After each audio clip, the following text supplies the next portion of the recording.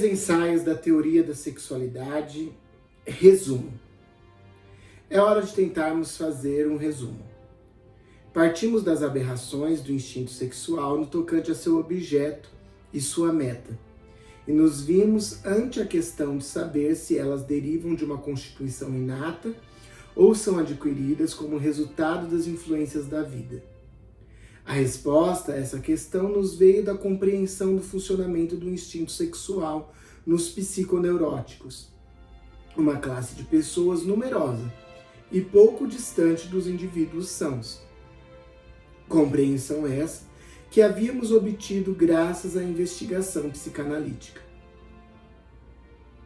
Descobrimos que nessas pessoas pode-se comprovar a existência de inclinações a todas as perversões, como poderes inconscientes que se revelam formadores de sintomas, e podemos afirmar que a neurose é como um negativo da perversão.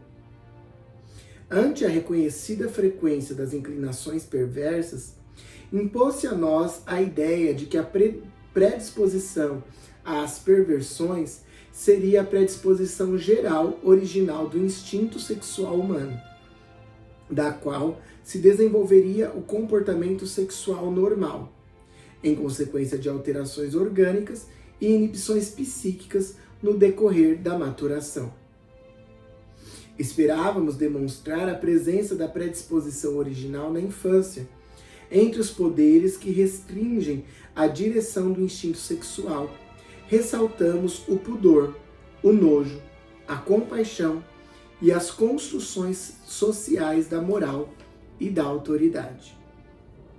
Assim, em toda a aberração fixada da vida sexual normal, tivemos de enxergar um quê de inibição do desenvolvimento e infantilismo. Tivemos de situar em primeiro plano a importância das variações da predisposição original, mas entre elas e as influências da vida, foi preciso supor uma relação de cooperação e não de antagonismo. Por outro lado, como a predisposição original tinha de ser complexa, o próprio instinto sexual se nos apresentou como algo composto de muitos fatores, que nas perversões se desintegra, por assim dizer, em seus componentes. Desse modo, as perversões se mostravam, por um lado, como inibições, por outro, como dissociações do desenvolvimento normal. As duas concepções se juntaram na hipótese de que o instinto sexual do adulto nasceria mediante a síntese de muitos impulsos da vida infantil numa unidade, numa tendência com uma só meta. Acrescentamos ainda a explicação para a prevalência das inclinações perversas nos psiconeuróticos, vendo-a como preenchimento colateral de canais secundários, quando há desvio do leito principal da corrente, devido à repressão, e nos voltamos para o exame da vida sexual na infância. Achamos deplorável que se contestasse a presença do instinto sexual na infância e que fossem descritas como irregularidades as manifestações sexuais que não raro se veem nas crianças. Pareceu-nos, isto sim, que as crianças vêm ao mundo com germens de atividade sexual e já quando se nutrem, têm também satisfação sexual, que sempre buscam obter novamente no conhecido ato de sugar. Mas a atividade sexual da criança não se desenvolveria no mesmo passo que suas demais funções. Após um breve período de florescimento entre os 2 e os 5 anos de idade, ela entraria no chamado período de latência. Nele, a produção de excitação sexual não cessaria, continuando e fornecendo uma provisão de energia que seria aplicada em grande parte para outros fins que não sexuais. Por um lado, no aporte dos componentes sexuais para sentimentos sociais, por outro, através da repressão e formação reativa, na construção das futuras barreiras sexuais. Desse modo, as forças destinadas a manter o instinto sexual em determinados canais seriam construídas na infância, à custa de impulsos sexuais perversos em grande parte e com a assistência da educação. Outra parte dos impulsos sexuais infantis escaparia a esse emprego e poderia se manifestar como atividade sexual. Então, se constataria que a excitação sexual da criança provém de muitas fontes. A satisfação surgiria, antes de tudo, pela adequada excitação sensorial das chamadas zonas erógenas, cuja função provavelmente pode ser exercida por qualquer área da pele e qualquer órgão dos sentidos, provavelmente qualquer órgão. Ao passo que existem zonas erógenas por excelência, cuja excitação é garantida, desde o começo, por determinados dispositivos orgânicos. Além disso, a excitação sexual surgiria como, digamos, produto secundário num grande número de processos do organismo. Tão logo esses atinjam certa intensidade, especialmente em toda a emoção mais forte, ainda que seja de natureza dolorosa. As excitações oriundas de todas essas fontes ainda não se conjugariam. Cada uma perseguiria isoladamente sua meta, que é apenas a obtenção de determinado prazer.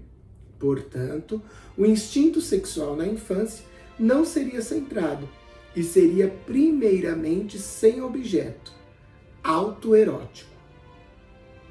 Ainda durante a infância, a zona erógena dos genitais começaria a se fazer notar, seja produzindo satisfação em resposta a um adequado estímulo sensorial, como qualquer outra zona erógena, seja porque, de modo não inteiramente compreensível, uma excitação sexual que tem uma relação especial com a zona genital seria gerada simultaneamente com a satisfação vinda de outras fontes. Tivemos de lamentar que não fosse possível chegar a uma explicação satisfatória para a relação entre satisfação sexual e excitação sexual, e entre a atividade da zona genital e a das outras fontes da sexualidade. O estudo dos transtornos neuróticos nos fez notar que na vida sexual infantil pode-se reconhecer, desde o início, esboços de uma organização dos componentes instintuais sexuais. Numa primeira fase, bastante cedo, o erotismo oral se acha em primeiro plano. A segunda dessas organizações pré-genitais é caracterizada pela predominância do sadismo e do erotismo anal. E somente numa terceira fase, que se desenvolve na criança apenas até o primado do falo, a vida sexual é determinada também pela participação das zonas genitais, propriamente ditas. Tivemos então de comprovar, numa das mais surpreendentes descobertas, que esse primeiro florescimento da vida sexual infantil, dos 2 aos 5 anos de idade, também produz uma escolha de objeto, com todas as suas ricas realizações psíquicas, de modo que a fase a ele relacionada, que corresponde a esse período, deve ser vista como importante precursora da organização sexual definitiva, apesar da síntese imperfeita dos componentes instintuais e da incerteza da meta sexual.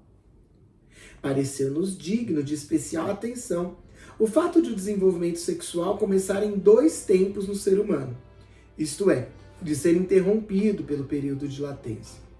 Ele parece ser uma das pré-condições da aptidão humana para desenvolver uma cultura superior, mas também da inclinação para a neurose. Pelo que sabemos, nada semelhante se encontra nos parentes animais do ser humano. A origem dessa peculiaridade deve ser buscada na pré-história da espécie humana. Não podemos dizer que montante de atividade sexual na infância pode ser designado como ainda normal, não prejudicial ao desenvolvimento posterior. As manifestações sexuais revelaram-se de natureza principalmente masturbatória. Também constatamos que influências externas de sedução podem provocar interrupções prematuras no período de latência e até mesmo a cessação dele. E que nisso o instinto sexual infantil se mostra, de fato, polimorficamente perverso. E que, além disso, toda atividade sexual assim prematura compromete a educabilidade da criança. Não obstante as lacunas em nosso conhecimento da vida sexual infantil, precisamos fazer a tentativa de examinar as mudanças nela trazidas pelo advento da puberdade. Tomamos duas delas como decisivas: a subordinação de todas as demais fontes de excitação sexual ao primado das zonas genitais e o processo de achar o objeto. As duas já estão prefiguradas na infância. A primeira se realiza pelo mecanismo da exploração do prazer preliminar, em que os atos sexuais, antes autônomos, ligados ao prazer e à excitação, tornam-se atos preparatórios para a nova meta sexual, a descarga dos produtos sexuais. Essa meta, obtida com enorme prazer, põe fim à excitação sexual. Nisso tivemos de considerar a diferenciação do indivíduo sexual em homem e mulher. E vimos que para se tornar uma mulher é necessária uma nova repressão, que anula uma parcela de masculinidade infantil e prepara a mulher para a mudança da zona genital diretriz. Por fim, entendemos que a escolha de objeto é dirigida pela inclinação sexual, insinuada na infância e reavivada na puberdade, da criança pelos pais e pessoas que dela cuidam, e é desviada dessas pessoas para outras que a elas se assemelham, pela barreira contra o incesto erguida nesse meio tempo. Acrescentemos, enfim, que durante a transição da puberdade, os processos de desenvolvimento somáticos e psíquicos seguem por algum tempo sem ligação entre si, até que a irrupção de um forte impulso psíquico amoroso, levando à inervação dos genitais, produz a unidade normalmente requerida da função amorosa. Fatores que perturbam o desenvolvimento. Cada passo nessa longa trilha de desenvolvimento pode se tornar um ponto de fixação. Cada encaixe dessa emaranhada composição pode se tornar ensejo para uma dissociação do instinto sexual, como já mostramos em diversos exemplos. Falta oferecermos uma visão geral dos diversos fatores internos e externos que perturbam o desenvolvimento e indicar que ponto do mecanismo é afetado pela perturbação deles oriunda. Os fatores que vamos elencar podem não ter igual valor, naturalmente, e teremos dificuldade em avaliar cada um deles separadamente. Constituição e hereditariedade. Em primeiro lugar, devemos mencionar a inata variedade da constituição sexual. Aqui cabe provavelmente o papel principal, mas que, como é compreensível, pode ser inferida apenas de suas manifestações posteriores, e nem sempre com muita segurança. Entendemos por isso a preponderância de uma ou outra das muitas fontes de excitação sexual, e acreditamos que tal diversidade nas predisposições tende a achar expressão no resultado final, ainda que este se mantenha dentro dos limites do normal. Sem dúvida, também é possível conceber variações tais da predisposição original que necessariamente, sem o concurso de outros fatores, levem à formação de uma vida sexual anormal. Pode chamá-los degenerativos e vê-los como expressão de degenerescência hereditária. Com relação a isso, tenho algo digno de nota a relatar. Em mais da metade dos casos graves de histeria, neurose obsessiva, etc., que tratei com psicoterapia, consegui estabelecer de forma segura que o pai tivera sífilis antes do casamento, seja por haver sofrido de TABs ou paralisia progressiva, seja porque isso foi indicado de outro modo, por via da anamnese. Quero registrar que os filhos que depois se tornaram neuróticos não apresentavam sinais físicos de luz hereditária, de modo que a constituição sexual anormal devia ser considerado o último rebento da herança luética. Embora esteja longe de mim ver a descendência dos genitores sofílicos como condição etiológica regular ou indispensável da constituição neuropática, não me parece casual e irrelevante a coincidência que notei. As condições hereditárias dos perversos positivos são menos conhecidas, pois eles sabem esquivar-se à indagação. Mas há razões para supor que o que vale para as neuroses se aplica também às perversões. Não é raro encontrar perversões e psiconeuroses na mesma família, distribuídas entre os sexos de forma tal que os membros masculinos ou um deles são perversos positivos, mas os membros femininos, de acordo com a tendência do seu sexo à repressão, são perversos negativos, histéricos. Uma boa prova dos laços essenciais que descobrimos entre os dois distúrbios. Elaboração ulterior. Mas não é possível defender o ponto de vista de que a configuração da vida sexual estaria decidida inequivocadamente com a presença inicial dos diversos componentes na constituição sexual. O processo de determinação continua, na verdade, e outras possibilidades se apresentam conforme os destinos que experimentem os afluxos de sexualidade oriundos das várias fontes. Claramente, essa elaboração ulterior é que traz a decisão final. Enquanto constituições idênticas na descrição podem levar a 3 desfechos diferentes. Primeiro desfecho. Quando todas as predisposições se mantêm na sua proporção relativa, que supomos anormal, e se fortalecem no amadurecimento, o resultado final pode ser apenas uma vida sexual perversa. A análise dessas predisposições constitucionais anormais ainda não foi empreendida sistematicamente, mas sabemos de casos que podem ser facilmente explicados mediante essa hipótese. Em toda uma série de perversões de fixação, por exemplo, os estudiosos acham que elas têm como pressuposto necessário uma fraqueza inata do instinto sexual. Porém, se o que se entende é uma fraqueza constitucional de um dos fatores do instinto sexual, a zona genital, que depois assume a função de combinar as diversas atividades sexuais para a meta da reprodução. Essa síntese, requerida na puberdade, inevitavelmente fracassa, e o mais forte dos demais componentes da sexualidade impõe suas atividades como perversão.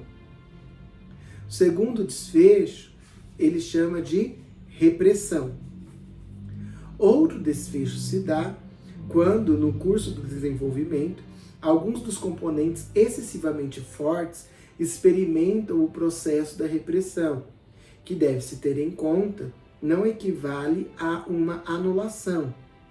Nisso, as excitações correspondentes são geradas como antes, mas por obstrução psíquica são impedidas de alcançar sua meta e empurradas para muitas outras vias, até se expressarem como sintomas.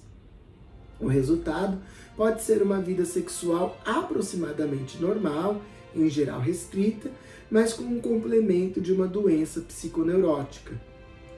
Foram justamente esses casos que a investigação psicanalítica dos neuróticos nos permitiu conhecer bem. A vida sexual dessas pessoas começa como a dos perversos. Toda uma parcela de sua infância é preenchida de atividade sexual perversa, que eventualmente se prolonga até a maturidade. Então ocorre por causas internas, geralmente ainda antes da puberdade, mas aqui e ali até muito depois. Uma reviravolta devido à repressão. E a partir daí, sem que os velhos impulsos se extingam, a neurose toma o lugar da perversão. Somos lembrados do provérbio: rameira quando jovem, beata quando velha. Mas nesse caso, a juventude foi muito breve. Tal substituição da perversão pela neurose na vida da mesma pessoa, assim como a já mencionada distribuição de perversão e neurose entre pessoas diferentes da mesma família, deve ser ligada à noção de que a neurose é o negativo da perversão. E o terceiro desfecho, a sublimação. O terceiro desenlace, numa predisposição constitucional anormal, é possibilitado pelo processo da sublimação, em que se permite a excitações muito fortes, oriundas de diferentes fontes da sexualidade, terem saída e utilização em outros âmbitos, de modo que um aumento considerável da capacidade de realização psíquica resulta de uma predisposição perigosa em si. Aqui se acha uma das fontes da atividade artística, e conforme tal sublimação for completa ou incompleta, a análise de caráter de pessoas muito dotadas, em especial as de aptidão artística, mostrará uma variada mescla de capacidade de realização, perversão e neurose. Uma subvariedade da sublimação é provavelmente a repressão, por formação reativa, que, como vimos, começa já no período de latência da criança e prossegue, em casos favoráveis, por toda a vida. O que chamamos caráter de um indivíduo é em boa parte construído com o material de excitações sexuais e se compõe de instintos fixados desde a infância, de construções adquiridas através de sublimação e daquelas destinadas a refrear eficazmente impulsos perversos, reconhecidos como inaproveitáveis.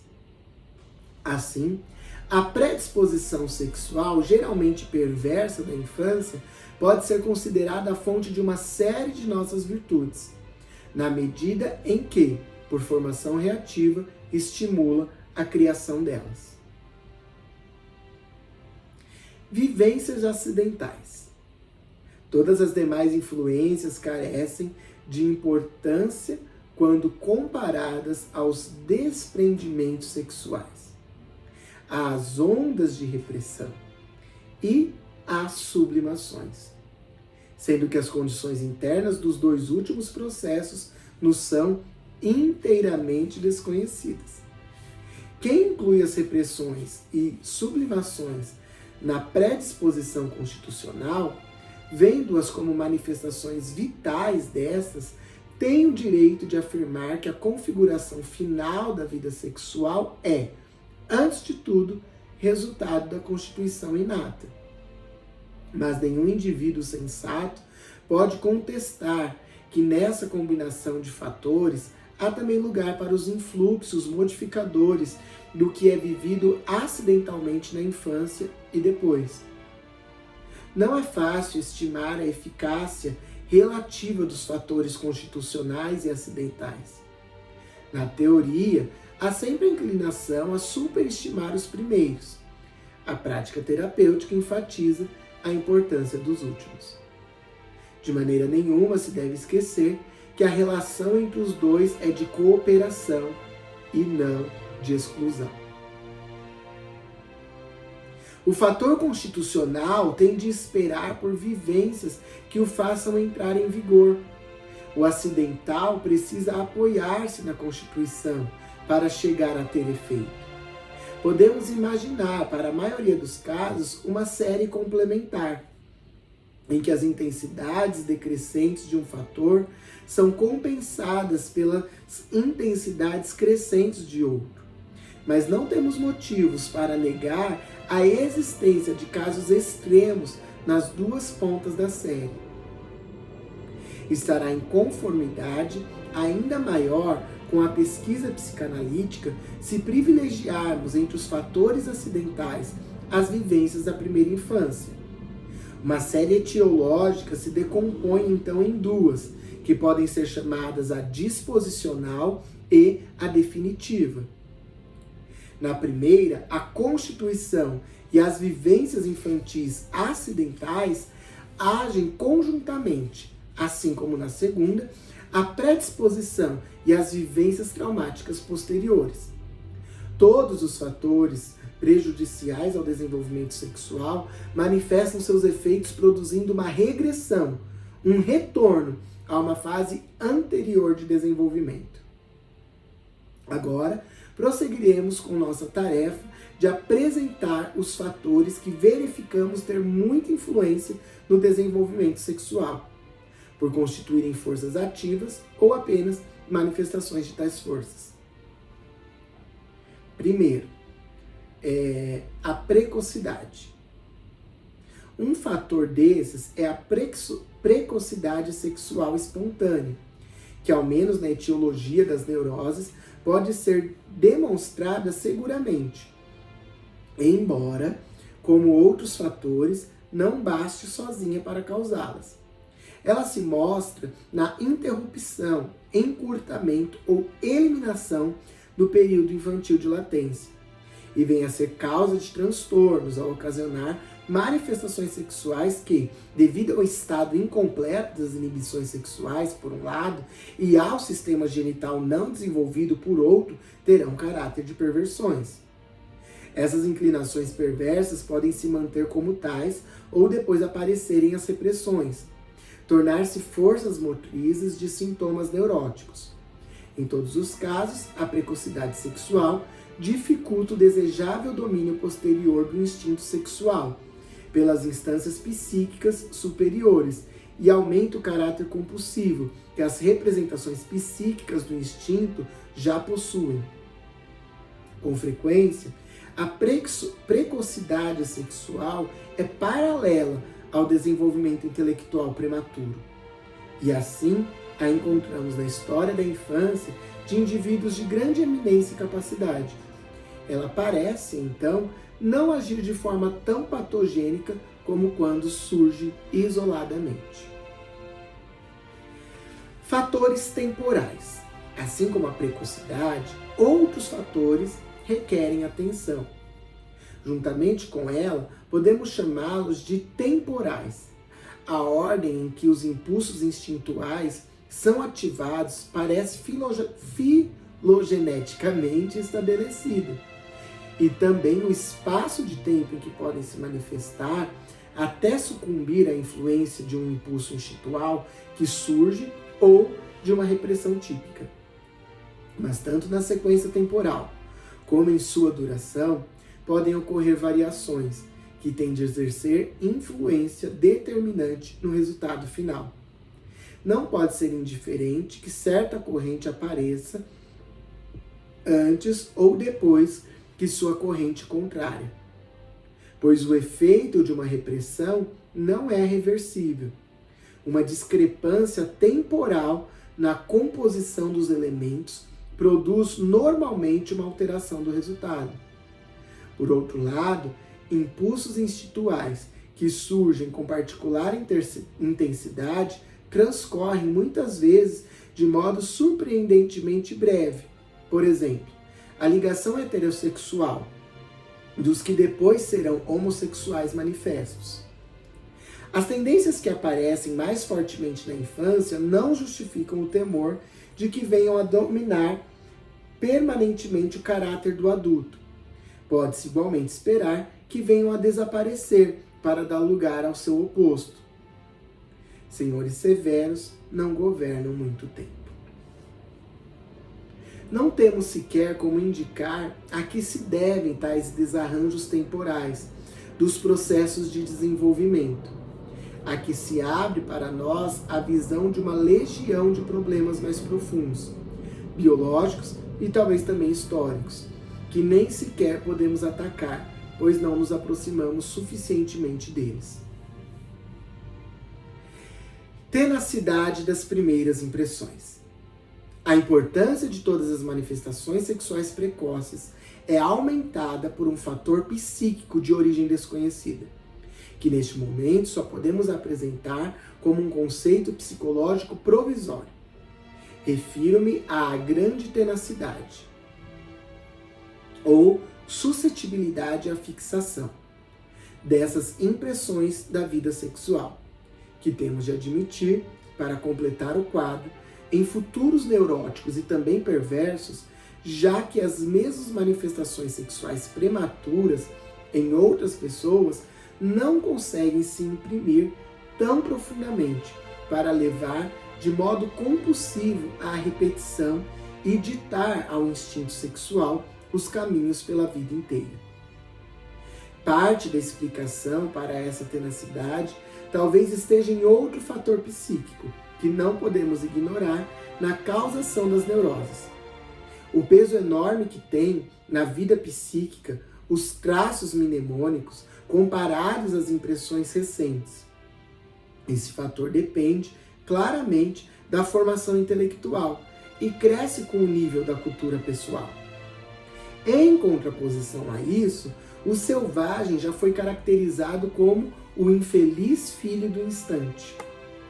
Graças à relação de antagonismo entre civilização e livre desenvolvimento sexual, cujas consequências podem ser amplamente acompanhadas na configuração de nossas vidas, o modo como transcorreu a vida sexual da criança tem pouca importância para a sua vida futura, na camada cultural ou social inferior, e muita na superior. Fixação. O favorecimento devido aos fatores psíquicos mencionados beneficia as instigações da sexualidade infantil, experimentadas acidentalmente. Essas últimas, sedução por outras crianças ou por adultos em primeiro lugar, fornecem um material que, com o auxílio dos primeiros, pode se tornar fixado como distúrbio duradouro. Boa parcela dos desvios da vida sexual normal, posteriormente observados, é estabelecida desde o início, tanto em neuróticos como em perversos, pelas impressões da época infantil, supostamente assexual. As causas são uma constituição complacente. A precocidade, a característica de uma grande tenacidade e a instigação fortuita do instinto sexual por influência externa. Mas a conclusão insatisfatória que resulta dessas investigações sobre os distúrbios da vida sexual é que estamos longe de saber a respeito dos processos biológicos que constituem a essência da sexualidade o suficiente para formar, a partir de nossos conhecimentos fragmentários, uma teoria que permita compreender tanto o normal como o patológico.